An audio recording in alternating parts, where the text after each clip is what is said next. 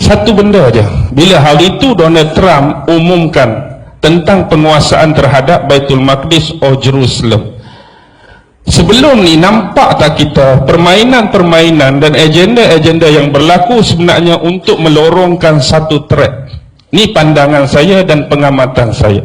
Sebab dalam satu hadis Nabi yang diriwayatkan oleh Imam Ahmad dan Imam Abu Daud, apabila Baitul Maqdis sudah dikuasai, maka selepas itu Madinah akan dikepung dan dihancurkan.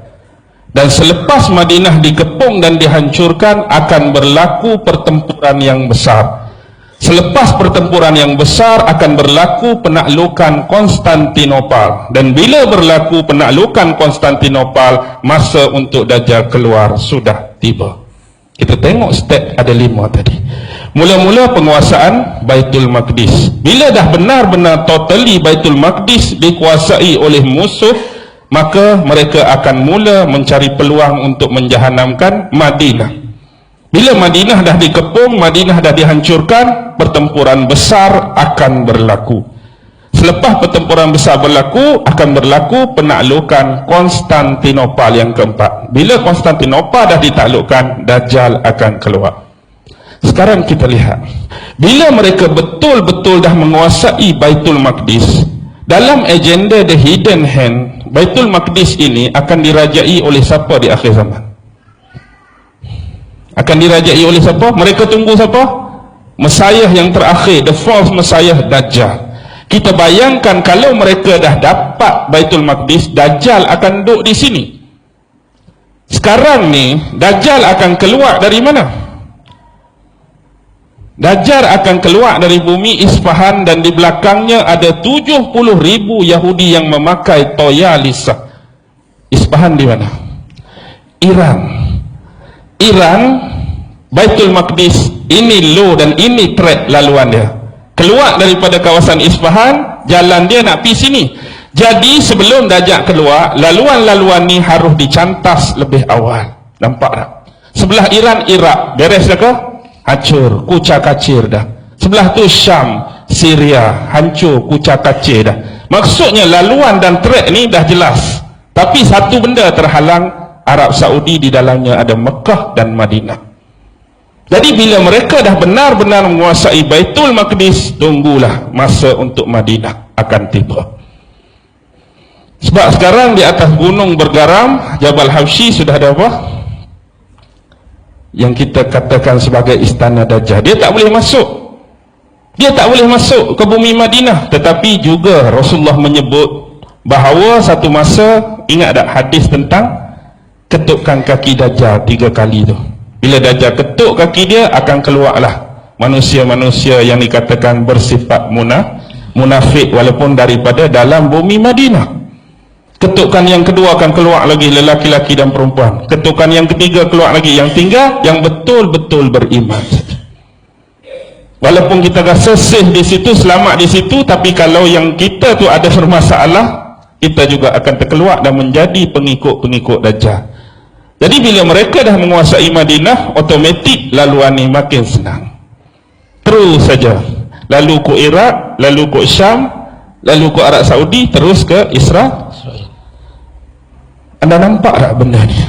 Jadi permainan yang dibawa ialah Wahabi vs Syiah. Orang hak lawan Wahabi akan dituduh Syiah, orang hak lawan Syiah dituduh Wahabi. Kita hak duduk tengah ni yang kena. Lawan hak ni, oh Syiah kena. Lawan hak ni, kita kena Wahabi. Ni je permainan. Sebab tu bila mula-mula mereka umumkan penguasaan Baitul Maqdis oleh Donald Trump, ada ura-ura bahawa 2 negara Arab besar akan bertarung, akan berperang, iaitu Arab Saudi dengan Iran. Apa tujuan dia? Fahamlah, ikut law dan track tadi. Jadi sekarang ni, di samping mereka nak cari Imamul Mahdi, sebenarnya antara salah satu agenda dia, mereka nak melorongkan track dan laluan yang mudah kepada raja terakhir mereka. Dan ingatlah apa yang disabdakan oleh Rasulullah tentang kisah Nabi Allah Ibrahim dan Ismail. Mungkin ini adalah dari kacamata kerohanian guru-guru yang bersifat kesufian. Bila mana kita melihat anak Nabi Ibrahim, antara Ishak dengan Ismail, siapa yang kena sembelih?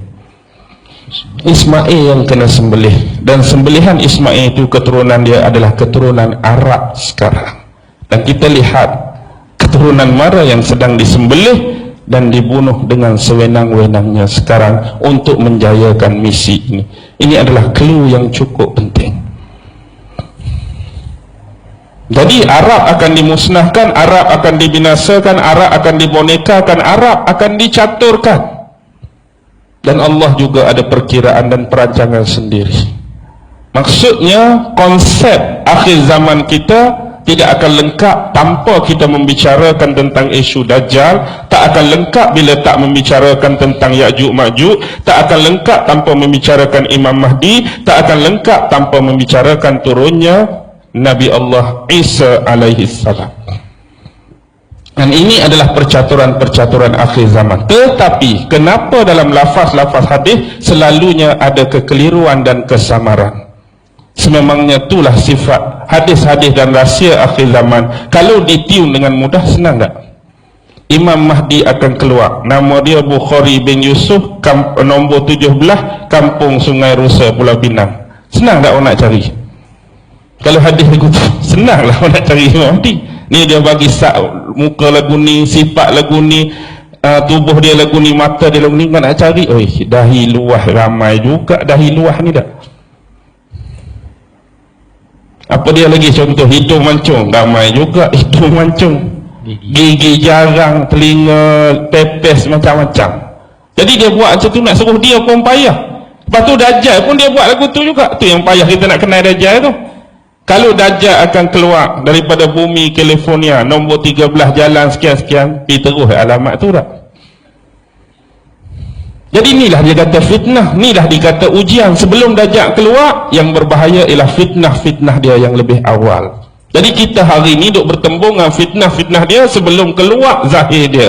Lepas ni dia akan mengaku jadi Nabi, seterusnya mengklaim dan mendakwa dia adalah Tuhan. Sebab itulah antara projek pluralisme untuk menyatakan kesamarataan semua agama ni sebenarnya last sekali akan menjurus kepada penerimaan Dajjal sebagai Tuhan. Bahaya. Sebab itulah kita tolak konsep pluralisme hari ini. Semua agama sama, cakap senang, semua agama sama, tapi bila kita minta buat, senang ke payah? Islam, Hindu, Buddha sama. Kalau sama, minta orang Hindu masuk Islam, berani ke tak? Dah kata sama, berani ke tak agak-agak? Masuk ke tak? Dah orang kata tu, semua agama sama. Orang Hindu kata, try masuk Islam dah sama, apa bezanya? Agak-agak dia nak masuk ke tak bang? Dia tak nak masuk. Orang Buddha kata sama dengan Kristian, suruh Buddha masuk Kristian, nak ke tak? Tak, cakap saja. Cakap saja sama, bila kita minta, jadi tak sama. Konsep dia tak ada masalah dari sudut nama. Kita dah cakap awal-awal, kalau kita sama-sama beriman pada Tuhan yang sama, yang kami panggil Allah, yang you panggil God, yang you panggil Brahma, yang panggil Krishna, dari sudut nama tidak akan ada perbezaan kalau dia merujuk zat yang sama. Tetapi isunya ialah bentuk ibadat, bentuk pengabdian, bentuk penyembahan. Dari sudut logik takkan ada Tuhan yang sama. Nak dari sudut penerimaan ibadat, ritual dan sembahan pada dia berbeza. Orang Islam semayang, solat, rukuk, aku terimalah. Orang ni nak pasang colok pun aku terima. No. Kalau Tuhan tu sama, cara ibadat pun mesti sama. Tetapi hari ni bila konteks agama samawi, why kita berbeza cukup luas. Maksudnya di tengah jalan sudah dirosakkan.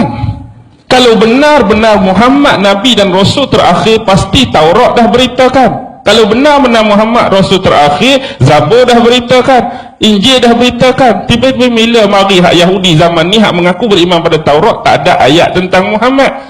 Mengaku beriman pada Nabi Isa, tak ada ayat tentang Muhammad dalam Injil. Wah, jadi lagu ni. Adakah Taurat berbohong tentang Muhammad? Adakah Injil menafikan tentang Muhammad? Sedangkan Tuhan yang sama, Nabi-Nabi yang sama, bawa ajaran yang sama, Islam yang sama, pasal apa jadi berbeza? Perbezaan ni sengaja dicetus untuk kita hari-hari bergaduh. Kalau dia buat jangan ganggu, jangan kacau, tak ada masalah, kita tak bergaduh. Ni kita perlu wujudkan perbezaan, kita perlu wujudkan ketidaksamaan, kita perlu wujudkan provokasi. Agar hari-hari hak ni kata dia paling bagus, Nabi kami paling baik, hak ni paling bagus, ajaran kami paling baik, hari-hari duk bergaduh. Sebenarnya hak tolong bergaduhkan kita ni hak tak ada agama pun. Dia yang nak menggaduhkan kita atas isu agama, isu aliran, isu parti, isu puak, isu kumpulan. Sampai hari ni pun kita duk terkekang dengan sistem ni, duk bergaduh hari-hari. Hak duk relax geng-geng dia lah, hak duk kau untung tak? Faham ke tak ni? Ha? Jelkah sikit nak pukul 9 ni, pukul tidur tak? Boleh faham lah? Alhamdulillah.